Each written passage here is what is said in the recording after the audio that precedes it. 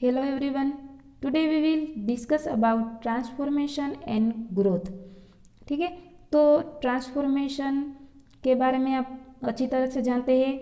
जो एक बैक्टीरिया है, ठीक है, उसमें से जो कोई भी हम जीन है वो दूसरे होस्ट में ट्रांसपोर्ट करते हैं, ठीक है। एंड उसी जो बैक्टीरिया में जो हम ग्रोथ करते हैं, जो एक नया बैक्टीरिया है उसकी कई सारी कॉपी बनाते हैं, ठीक है, जो बैक्टीरिया का ग्रोथ होता है।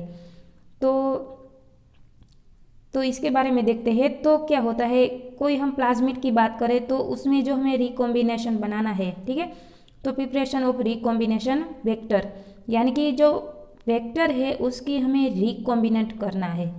और ये जो प्रोसेस हो रही है उसे हम ट्रांसफॉर्मेशन कहेंगे, ठीक है।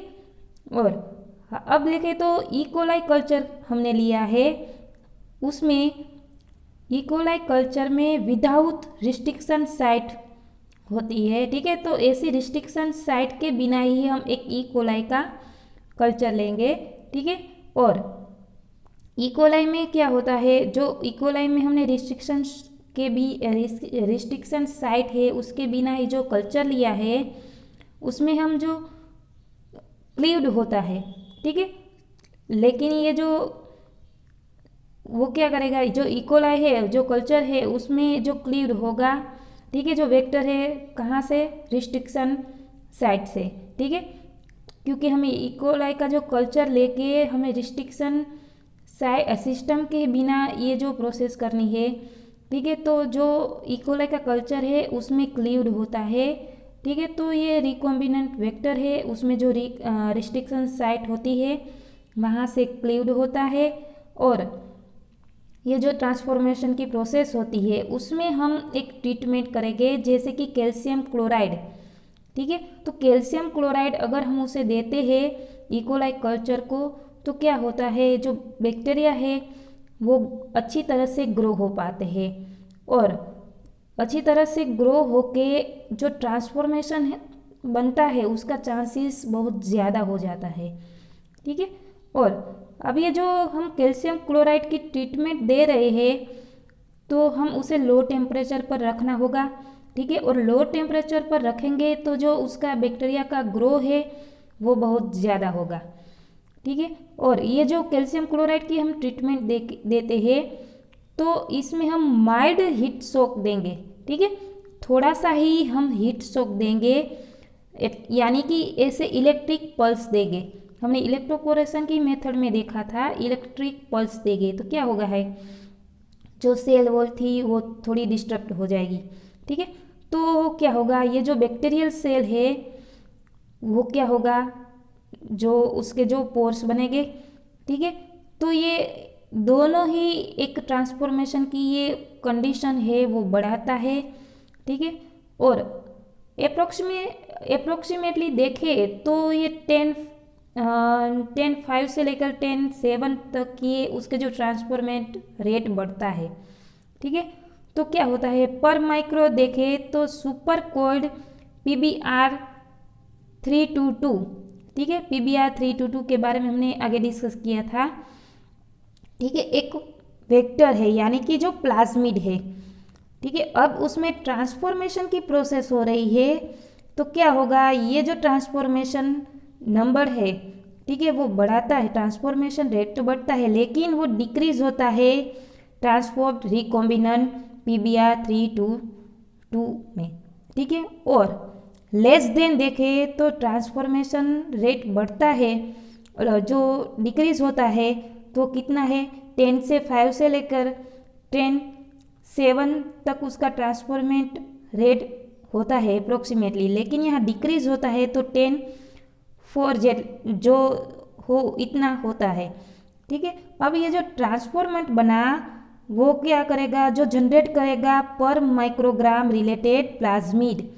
ठीक है। तो ये जनरेट करता है और डिक्रीज होता है जो इंसर्ट DNA में, ठीक है। अगर हम DNA में इंसर्ट करते हैं तो क्या होता है, ये जो कल्चर है वो जो उसका ग्रोइंग रेट है वो इंक्रीज हो जाता है।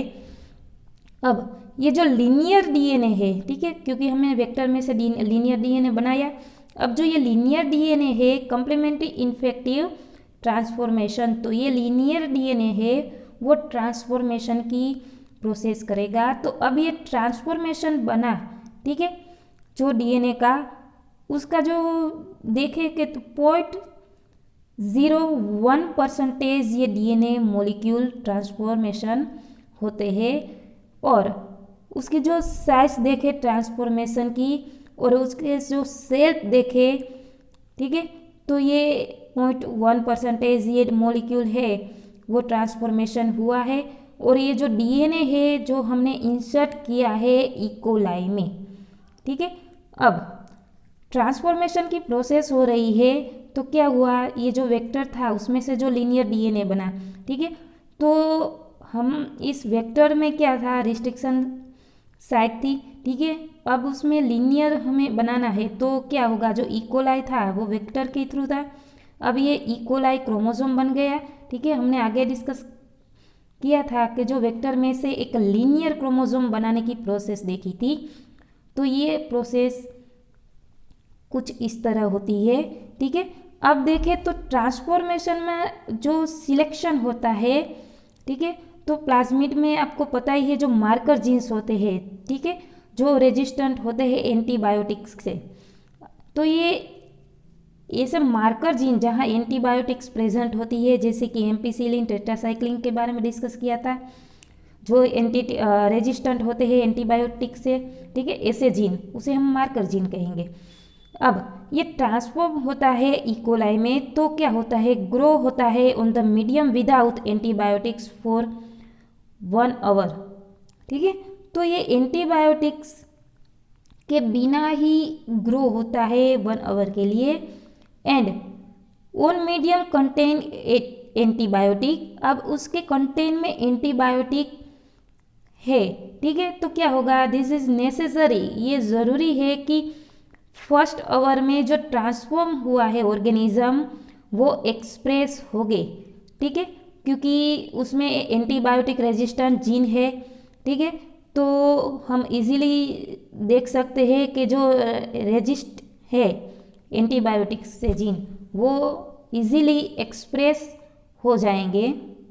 अब देखें तो डिटेक्शन ऑफ रिकॉम्बिनेंट मॉलिक्यूल, यानी कि उसमें कई सारी प्रोसेस है, तो फर्स्ट प्रोसेस देखें तो blue white screening. Blue white screening is nothing but एक डाई है जो हमने देखा जो बीटा गैलेक्टोसिडेज है, ठीक है, जो एक्स गर्ल को जो प्रोड्यूस करता है, ठीक है, उसमें से जो बीटा गैलेक्टोसिडेज है वो क्या करता है, ब्लू कॉलोनी डेवलप करता है। अगर ब्लू कॉलोनी डेवलप हुई तो ये लेक्सिन है वो खुद का एंजाइम बना पाएगा। अगर वाइट कॉलोनी आती है तो वो जो उसका एक्सप्रेशन है, ठीक है, वो इजीली नहीं होगा। तो ये ब्लू वाइट स्क्रीनिंग में देखें तो ब्लू वाइट स्क्रीनिंग टेक्निक है वो क्या है, डिटेक्शन ऑफ सक्सेसफुल लाइगेशन। तो ये लाइगेशन को डिटेक्ट करने में सक्सेसफुल होता है कि नहीं, उसी की टेक्निक है, ठीक है। तो ये टेक्निक में हम क्या करते हैं, जीन क्लोनिंग बनाएंगे। तो अब ये क्या होगा, जब हम डीएनए इंसर्ट करते हैं तो लाइगेट होता है वेक्टर में, ठीक है, तो ये वेक्टर को लाइगेट करता है जहाँ से रिस्ट्रिक्शन साइट से जो जीन है वो उसकी जो कटिंग हुई, तो ये जो लाइगेशन होता है वेक्टर में। अब क्या होता है, ट्रांसफॉर्म होता है जो कंपोनेंट सेल होते हैं, यानी कि जो बैक्टीरिया है उसमें ट्रांसफॉर्मेशन की प्रोसेस होगी, ठीक है, और ये जो सेल है वो ग्रो हो गए, जैसे कि किसके थ्रू, तो कि एक्स गर्ल के थ्रू, ठीक है, क्योंकि हमने देखा था जो प्लाज्मिड में लेक्सीन, यानी कि जो इकोलाई की बात करें तो लेक्सीन होते हैं, लेकोपेरन के बारे में डिस्कस किया था। जो लेक्शिएड जीन है, ठीक है, वो क्या करेंगे, जो बीटा गैलेक्टोसिडेज एंजाइम प्रोड्यूस करेंगे, ठीक है, तो उसमें ये जो एक्स गर्ल है वो एक इंडिगो कलर डेवलप करता है, यानी कि इंडिगो कलर के कारण हम ये ब्लू कॉलोनी डेवलपमेंट होती है या तो वाइट होती है, उसके बारे में पता लगा सकते हैं।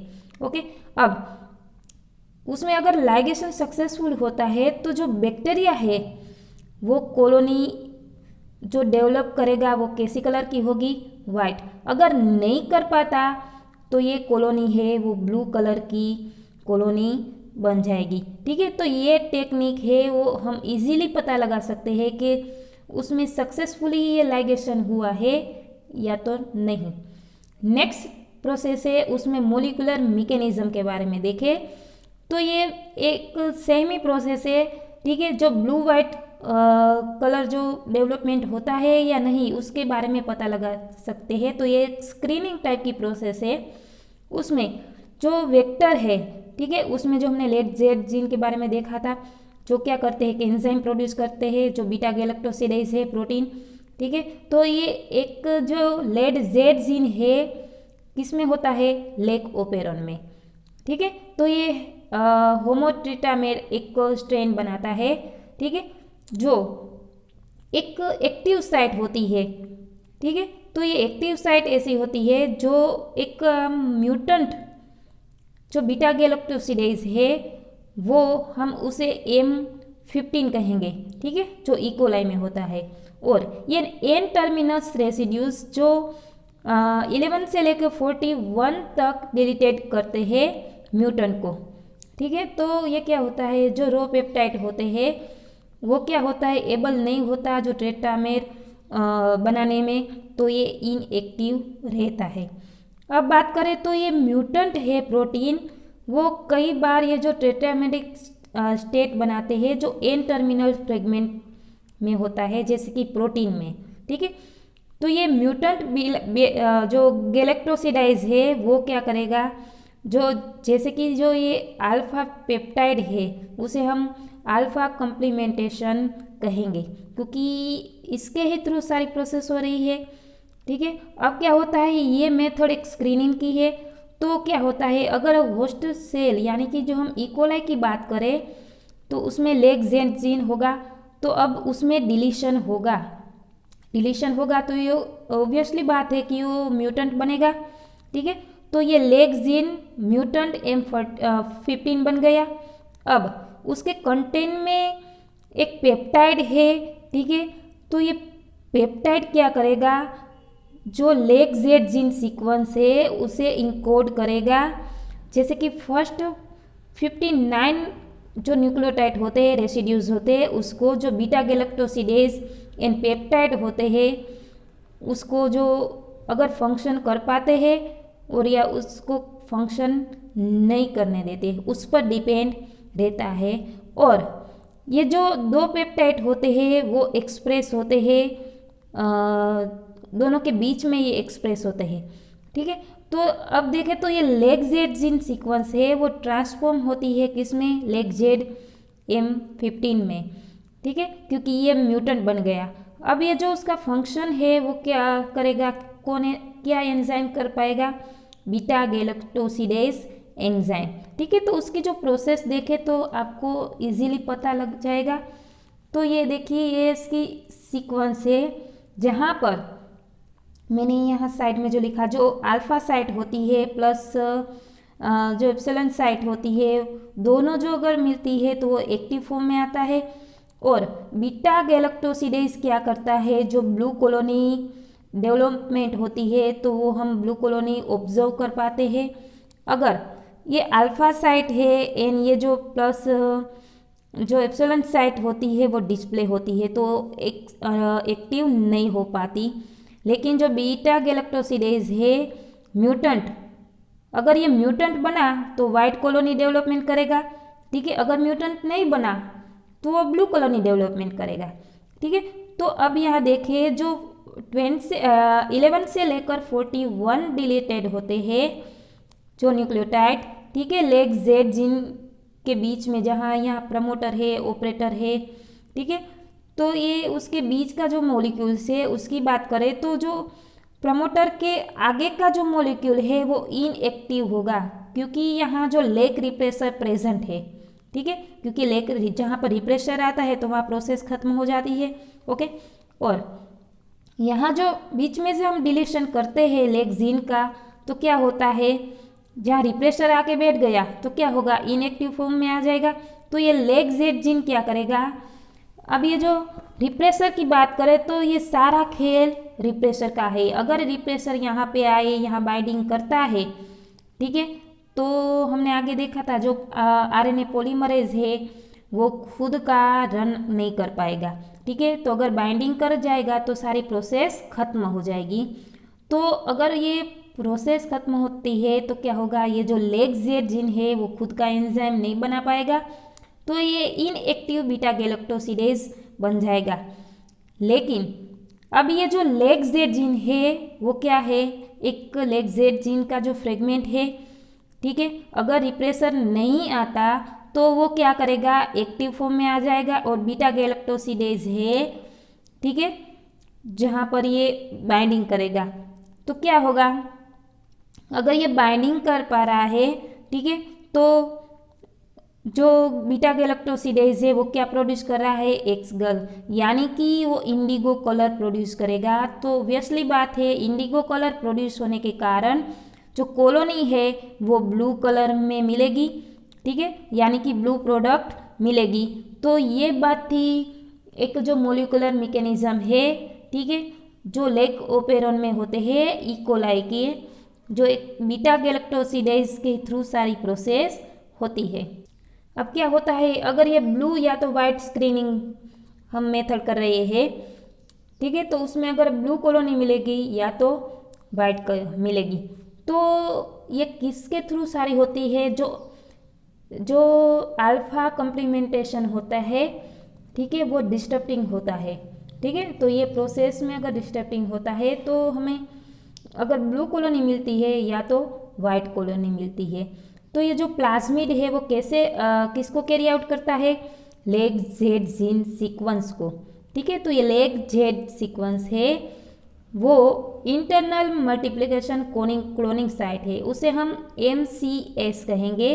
तो ये ऐसी साइट है जो लेग सीक्वेंस को जो लेग जेड सीक्वेंस है उसको कट करता है। कौन कट करता है, रिस्ट्रिक्शन एंजाइम, ठीक है। और अगर हम उसमें फॉरेन DNA जो इंसर्ट करते हैं लेग जेड जीन में, तो क्या होता है, उसका जो प्रोडक्शन मिलेगा, यानी कि जो अल्फा पेप्टाइड मिलेगा, और ये उसके जो प्लाज्मिड के कंटेंट में देखे तो जो हमने इंसर्ट किया है तो वो क्या करेगा, अगर नॉन फंक्शनल है बीटा गैलेक्टोसिडेज, ठीक है, तो वो फॉर्म नहीं कर पाएगा। लेकिन अगर जो प्रेजेंट है बीटा गैलेक्टोसिडेज तो वो एक्टिव फॉर्म में आ जाएगा, तो हम उसे एक्टिव बीटा गैलेक्टोसिडेज कहेंगे। और डिटेक्टेज अगर ये एक्टिव है तो क्या करेगा, जो बीटा गैलेक्टोसिडेज है वो खुद का काम करने में स्टार्ट कर देगा, ठीक है। तो ये बीटा गैलेक्टोसिडेज है वो क्या करेगा, एक्स गर्ल को प्रोड्यूस करेगा, और एक्स गर्ल क्या है, इंडिगो कलर प्रोड्यूस करता है। जैसे कि एक्स गर्ल है वो क्या करेगा, जो लैक्टोज है, ठीक है, जो उसे कोई क्लीव्ड करता है, जो बीटा गैलेक्टोसिडेज है, ठीक है, जो 5-ब्रोमो 5-क्लोरो इंडोक्सिल, ठीक है। तो ये ऐसे डाइमर फॉर्म को हम कहें ना कि जो क्लीव्ड करता है, जैसे कि ऑक्सीडाइज करता है या तो ब्राइट ब्लू इंसोल्यूबल पिगमेंट बनाता है, उसे हम 5-5 डाइब्रोमो 4-4 डाइक्लोरो इंडिगो कहेंगे, ठीक है, क्योंकि ये बीटा गैलेक्टोसिडेज है एक्स गर्ल बनाता है। और एक्स गर्ल को हम ये जो 5-ब्रोमो 5-क्लोरो इंडोक्सिसाइल कहेंगे, इसे हम एक्स गर्ल कहेंगे, ये पूरा उसका फुल फॉर्म है, ठीक है। तो अब ये जो हमने जो सारी कैरेक्टरिस्टिक देखी, जो बीटा गैलेक्टोसिडेज जो एक इंडिगो कलर प्रोड्यूस करता है, ठीक है, तो ये इंडिगो कलर प्रोड्यूस करने के कारण हमें ब्लू कलर सरवाइव कर पाएंगे, ठीक है, क्योंकि ये जो बीटा गैलेक्टोसिडेज है उसके फंक्शन में होता है, ठीक है। जो जब ये फंक्शन करता है तो एक्स गर्ल होता है, एक्स गर्ल बनता है, एक्स गर्ल के कारण इंडिगो कलर प्रोड्यूस होता है, और इंडिगो कलर के कारण ब्लू कलर डेवलपमेंट होता है। अब अगर ये ब्लू कॉलोनी मिली है हमें, ठीक है, तो उसके कंटेंट में देखें, जो प्लाज्मिड के कंटेंट में अगर हम ब्लू कॉलोनी डेवलपमेंट यानी कि शो ऑफ होती है, ठीक है, तो ये क्या होगा, अनइंटरप्टेड हो गए, ठीक है। तो ये इंटरप्टेड नहीं हो पाएंगे, यानी कि जो लेग जेड जीन है वो, तो क्या होगा, अगर ये इंटरप्टेड नहीं हो पाए, यानी कि जो इंसर्ट नहीं हो पाए, तो वाइट कलर की जो कॉलोनी है वो मिलेगी, और एक्स गर्ल है वो हाइड्रोलाइज नहीं होंगे। लेकिन जो हाइड्रोलाइज होंगे एक्स गर्ल तो ब्लू कलर की कॉलोनी मिलेगी। यहाँ लेग जेड जीन में जो इंसर्ट नहीं हो पा रहे हैं तो एक्स गर्ल है वो हाइड्रोलाइज नहीं हो रहे हैं, उसके कारण वाइट कॉलोनी हमें मिलती है। ठीक है, अब जब हमने ये इंसर्ट किया लेग जेड जीन में तो वो डिस्टर्ब हुआ है। ठीक है, तो ये है जो बीटा गैलेक्टोसिडेज है उसका फॉर्मेशन है वो क्या होगा, एक्टिव साइट में आ जाएगा। ठीक है, अब देखें तो न्यूक्लिक एसिड हाइब्रिडाइजेशन मेथड, ये मेथड ऐसी है जो न्यूक्लिक एसिड को हाइब्रिडाइज करती है। ठीक है, सिंपली है तो देखें तो ऐसी मेथड है जो स्क्रीनिंग है, यानी कि जो क्लोन बैंक कहेंगे हम उसे। ठीक है, तो इस टेक्निक में जीन मैनिपुलेशन होता है। ठीक है, तो मैनिपुलेशन में क्या होता है, जीन होते हैं वो स्प्रेड होते हैं। ठीक है, मैनिपुलेट होते हैं। तो अब क्या होता है, जो न्यूक्लिक एसिड है वो एक प्रोब के थ्रू काम करता है। तो उसमें अगर हम ऐड करते हैं डिजायर्ड जीन, यानी कि अगर डिजायर्ड जीन सीक्वेंस है उसमें हम वो प्रेजेंट है तो क्या होगा, जो न्यूक्लिक एसिड है वो हाइब्रिडाइजेशन मिलेगी। ठीक है, तो उसकी जो कॉम्प्लीमेंट्री सीक्वेंस है वो बाइंड किसके करेगी, ईच अदर, यानी कि आपस में बाइंडिंग करेगी। तो वो हाई डिग्री हम कहें ना कि जो उसकी बहुत ज़्यादा जो फिडेलिटी बनेगी। ठीक है, तो यहाँ 3 टाइप में उसके जो प्रोब यहाँ यूज़ किए जाते हैं, जैसे कि कॉम्प्लीमेंट्री डीएनए, जीनोमिक डीएनए, ठीक है, और जो ओलिगो न्यूक्लियोटाइड। ठीक है, ये जो 3 टाइप के जो प्रोब्स है यहाँ यूज़ किया जाता है।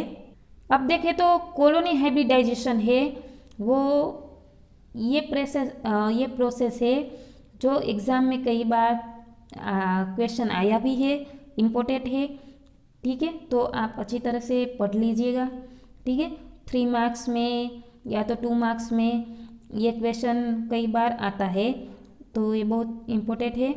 तो देखिए हाइब्रिडाइजेशन में क्या होता है, यानी कि सिंपली टर्म है जो कॉलोनी को हाइब्रिड करता है, इस प्रोसेस को हम कॉलोनी हाइब्रिडाइजेशन कहेंगे। तो ये मेथड में क्या होता है, तो एक साइंटिस्ट था, उसने ये जो 2 साइंटिस्ट थे उसने ये मेथड दी थी, जो एम गुरुस्टीन एंड जो दूसरा है DS होंगनेस। ठीक है, उसने ये 1975 में प्रोसेस दी थी। और ये जो हम प्रोसेस है, ठीक है, उसे भी हम ये जो हाइब्रिडाइजेशन ऐसे भी कह सकते हैं। तो ये स्क्रीनिंग टाइप की मेथड है, तो इस मेथड को हम स्क्रीन रिकॉम्बिनेंट कहेंगे, क्योंकि यहाँ डिजायर्ड जीन है, ठीक है, वो लिया जाता है। तो ये स्क्रीनिंग टाइप की मेथड है, उसमें सिलेक्शन मेथड होती है। ठीक है, यानी कि जीन है वो हम सिलेक्ट कर पाते हैं, जो हमें चाहिए वो लेकर एक दूसरे जीन में इंसर्ट करते हैं, तो जो नया सेल मिला वो हाइब्रिड मिला। ठीक है, तो ये प्रोसेस सेम इसी तरह है। अब उसमें हम ट्रांसपोर्ट करते हैं, ठीक है, ये बैक्टीरिया कल्चर में तो क्या होते हैं, जो मीडियम है, ठीक है, जो हमने पेट्री डिश में एक बैक्टीरियल कल्चर लिया, उसमें हमने जो इंसर्ट किया, तो अब क्या होता है, ये इंसर्ट किया तो क्या होगा, ये बैक्टीरिया को ग्रो होने में हम थोड़ा टाइम लगेगा। ठीक है, तो हम क्या करेंगे, हम उसे इंक्यूबेट करेंगे। कब तक, जब तक बैक्टीरियल की जो कॉलोनी डेवलपमेंट नहीं होगी। ठीक है, हम जो एक्सपेरिमेंट करते हैं, ठीक है, जो प्रैक्टिकल करते हैं लैब में, क्या होता है, फर्स्ट डे ना जो प्लेट होती है उसमें स्टिकिंग करते हैं और छोड़ देते हैं 24 आवर के लिए या तो 2 डेज के लिए। ठीक है, और फिर उसमें जो कॉलोनी डेवलपमेंट होती है और उसके ही थ्रू हम देख सकते हैं कि जो बैक्टीरिया है वो अच्छी तरह से ग्रो हुई है या तो फिर नहीं। ठीक है, तो ये बैक्टीरिया को ग्रो होने के लिए, उसकी जो कॉलोनी को ग्रो होने के लिए हम इंक्यूबेट करते हैं जहाँ तक ये कॉलोनी डेवलपमेंट नहीं होती। अब ये जो नाइट्रोसेल्यूलोज है जो एक फिल्टर की तरह काम करता है। ठीक है, तो क्या होता है, कोई ऐसे सेल होते हैं जो कॉलोनीज जो बनाते हैं, ठीक है, जो कॉलोनी अच्छी तरह से डेवलपमेंट होती है, तो ये एक जो ये नाइट्रोसेल्यूलोज है एक फिल्टर की तरह काम करता है और वो रेप्लिका बनाता है, जैसे कि मास्टर प्लेट यानी कि जो ओरिजिनल प्लेट से हम जब रेप्लिकेशन की प्रोसेस देखें, ठीक है, रेप्लिका प्लॉट यानी कि ऐसी की प्लेट जहाँ मास्टर प्लेट से मिलती ही हो, ठीक है। तो मास्टर प्लेट की हम कॉपी करके एक दूसरी प्लेट बनाते हैं तो उसे हम रेप्लिका प्लेट कहेंगे। ओके, अब ये मास्टर प्लेट है, उसमें क्या है, जो सारी कॉलोनी है वो डेवलपमेंट हुई है। अब ये नाइट्रोसेल्यूलोज फिल्टर है, वो क्या कहेगा, जो पेट्री डिश में हमने जो डेवलपमेंट हुई कॉलोनी है, ठीक है, उसमें हम जो अल्कली सॉल्यूशन लेंगे, यानी कि जो 0.5 नॉर्मल NaOH, जो ये अल्कली सॉल्यूशन है वो लाइज्ड हो गए जो बैक्टीरिया सेल एंड डीनेचर करेंगे DNA को। ओके, अब क्या होता है, ये जो फिल्टर है वो क्या करता है, ये जो DNA हो उसका डीनेचर करता है। लेकिन अगर ये जो फिल्टर है उसको हम अगर हटाना हो तो क्या होगा, ये जो प्रोटीनस के है एक एंजाइम होते हैं, ठीक है, जो एंजाइम जो रिमूव करते हैं प्रोटीन को, ठीक है। तो ये जो फिल्टर है जो प्रोटीन को रिमूव करते हैं, तो हम उसके सॉल्यूशन में जो एक प्रोटीकाइनेज है, ठीक है, वो यूज़ करेंगे। अब क्या होता है, ये जो DNA alone get bound to the filter, तो ये बाउंड करेंगे फिल्टर के साथ। अब ये जो DNA है वो क्या हो गए, ये जो फिक्स्ड हो गए क्योंकि हमें रेप्लिका बनानी है, ठीक है। तो ये filter by drying the filter at 80 centigrade between filter paper. और नेक्स्ट क्या होता है, जो सेल है वो बेकिंग होता है उसमें, ठीक है। तो क्या होता है, DNA प्रिंट मिलती है हमें, जो बैक्टीरियल की जो यानी कि जो बैक्टीरिया की कॉलोनीज मिली है उसकी हम एक DNA प्रिंट हमें जो मिलती है। तो ये फिल्टर एक प्रिंट जैसा काम करता है।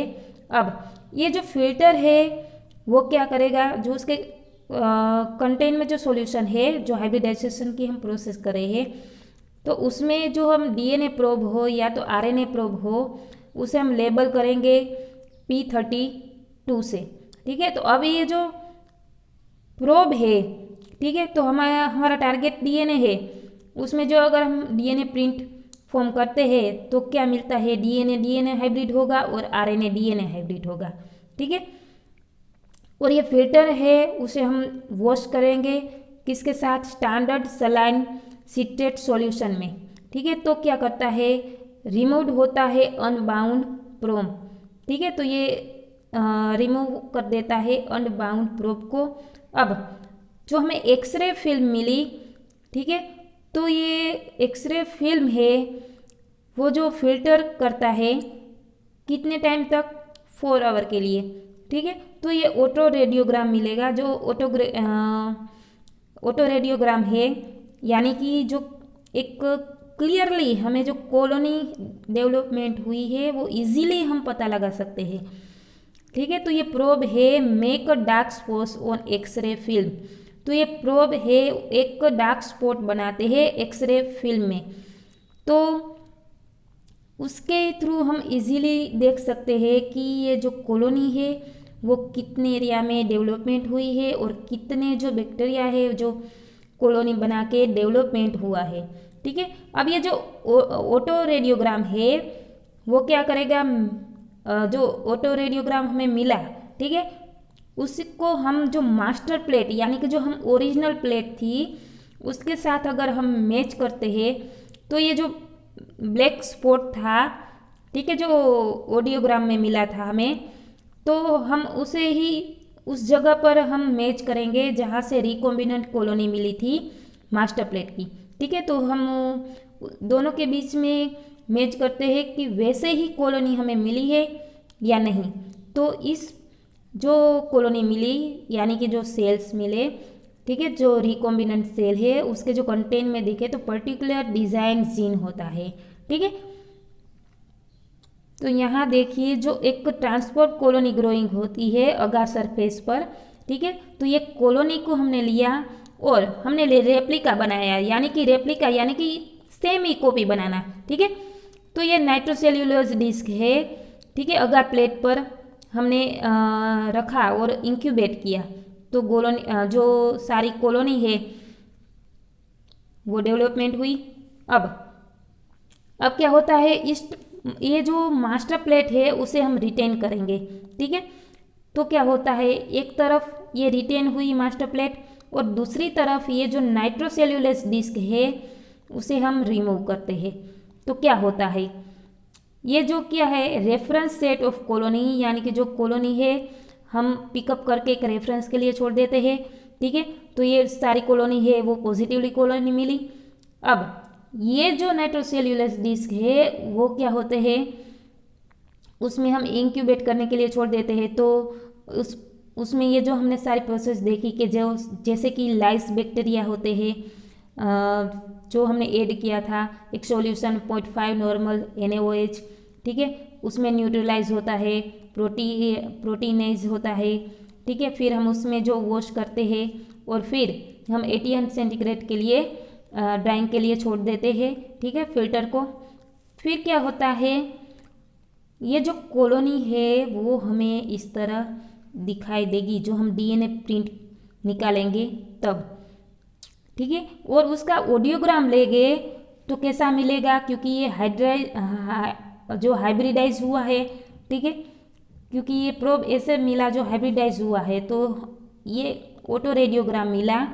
अब ये ऑटो रेडियोग्राम और मास्टर प्लेट के साथ हम मैच करेंगे तो हम पता लगा सकते हैं कि कितनी कॉलोनी है वो रिकॉम्बिनेंट कॉलोनी बनी, ठीक है। तो ये प्रोसेस थी एक रिकॉम्बिनेंट कॉलोनी के बारे में, ठीक है। जो हम इस प्रोसेस को हम कॉलोनी हाइब्रिडाइजेशन कहते हैं, यानी कि जो दोनों कॉलोनी के बीच में हाइब्रिडाइजेशन हुआ है या नहीं, ठीक है। सो गाइज इस लेक्चर में बस इतना ही। नेक्स्ट लेक्चर में हम एक्सप्रेशन ऑफ फॉरेन DNA के बारे में डिस्कस करेंगे। Thank you so much and keep reading.